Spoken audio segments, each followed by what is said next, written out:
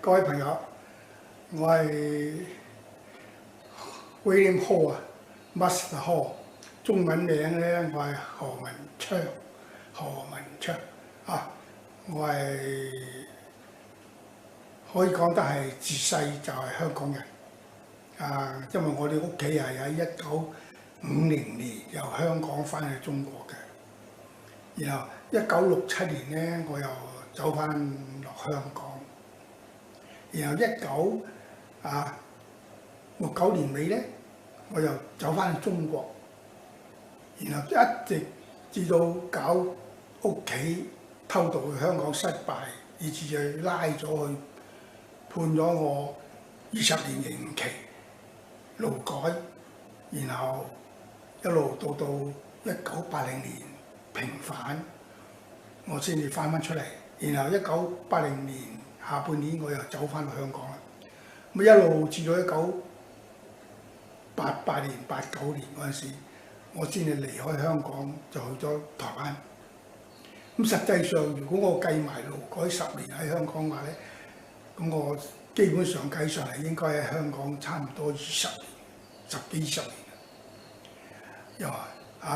咁所以我講得我自己都係算係一個香港人，而且我係曾經為咗要自由。為咗帶屋企人偷渡香港而被共產黨捉咗判我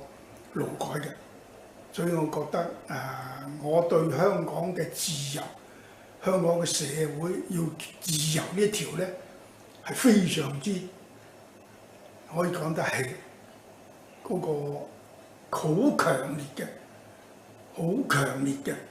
一種咁嘅叫做責任感，我應該要幫香港走向自由社會，一定要香港自由社會，否則我使乜嘢要由香港走翻去大陸，仲要帶屋企偷渡大老母帶細佬唔會偷渡香港啫，你諗下？我老豆咧就臨死之前咧，就叫我帶晒香港人去，帶晒屋企人走翻香港嘅，係嘛？佢知道自己1949年由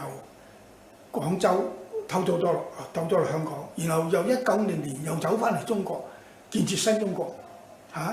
呢個自己咁樣做法係錯嘅。佢一直到10幾年之後，俾共產黨害死之前，佢自己先後悔，先反生。所以臨死前叫我就想辦法帶翻屋企人走翻去香港。所以我到今天咧，我對香港要爭取自由民主，要成立呢個香港議會，我十分贊成，所以我就好想參加。我喺澳洲喺澳洲我哋會有好多香港人，所以我哋喺澳洲嘅呢個地區咧，我係希望能夠加入香港議會，為咗爭取香港嘅自由民主，香港嘅前途，